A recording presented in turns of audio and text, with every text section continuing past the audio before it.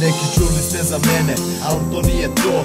Repovat ću i kad umrem, razumi moj zon. Jer ovo što snimam, to je tema besmrtno. Baš zato sam sad ovaj beat prejevo. Možda bit ću besmrtan kao Michael Jackson, možda čak i kao Mandela Nelson.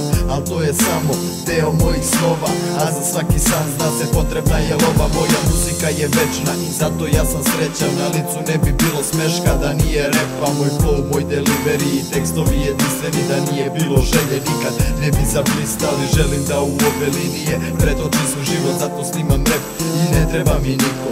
Jer da repujem je jedino što umem, zato tebra repovat ću i kada umrem. Kada budem na nebu, seti me se dok slušaš moju pesmu i zamisli me.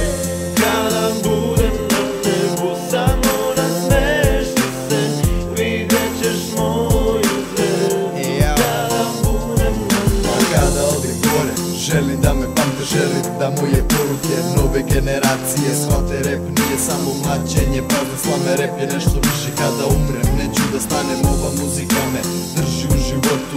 Ne je bitno da se snima u kraju ili bloku, ne je bitno da li je funk, underground ili trap. Volim da je slušam, ona čini samo je svet. Volim kada drugi moj rad hvale, to me inspiriše i zato neću da stanem. Ima i oni koji ovaj zvuk ne vole, kao ne volim kada neko brzo recituje. Al nema veze, guram dalje svoju priču i ceo svoj život ispričat ću na bitu. A kada umre moji stihovi će ostati i da repujem nikad neću prestati.